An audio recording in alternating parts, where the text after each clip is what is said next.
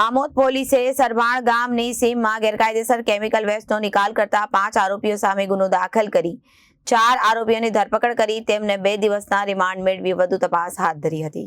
આમોદ તાલુકાના સરભાણ ગામની સીમમાં 27/6/2024ના રોજ 12:30 દરમિયાન અંકલેશ્વરની સિદ્ધિ સમ્રાટ ડાય કેમિકલ પ્રાઇવેટ લિમિટેડના માલિક સહિત હેઝાર્ડ વેસ્ટ ભરનાર ઓપરેટરે તેમજ ટ્રક ચાલક સામે ગુનો નોંધી કાયદેસરની કાર્યવાહી હાથ ધરાઈ હતી।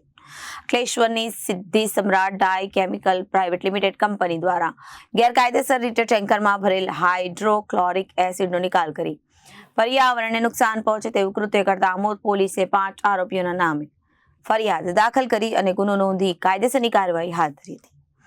કેમિકલ હેઝાર્ડ વેસ્ટ નિકાલમાં કૌભાંડમાં પોલીસે સૌપ્રથમ જાણવા જોગ ગુનો દાખલ કરી આગળની તપાસ હાથ ધરી હતી। જે પોલીસ તપાસમાં ટેન્કરમાંથી મળી આવેલ હેઝાર્ડ વેસ્ટની FSL તપાસણી કરાવતા એસિડિક માત્રા જણાઈ આવી હતી। ગુજરાત પોલ્યુશન કંટ્રોલ બોર્ડની તપાસણીમાં પણ એસિડિક માત્રાનું પ્રમાણ જણાઈ આવ્યું હતું। ઉપરાંત GSTની બિલોની ચકાસણી કરાવતા તે સંપૂર્ણ ખોટા બિલો હોવાનું જણાઈ આવ્યું હતું અને તે ખરા તરીકે ઉપયોગ કરેલાનું જણાઈ આવતા આમોદ પોલીસે ગતરોજ 5 આરોપી સામે ગુનો દાખલ કરી આરોપીની ધરપકડ કરી હતી।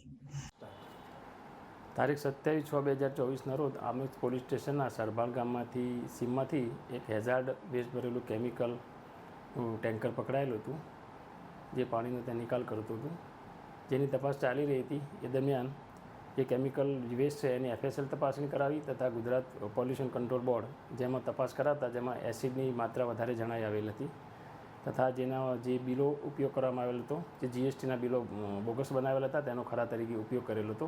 તેથી આમોદ પોલીસ સ્ટેશનમાં આ બાબતે ઇપીકો કલમ 277, 284, 336, 465, 467, 468, 471 તથા 120B મુજબ ગુનો નોંધાયેલો હતો।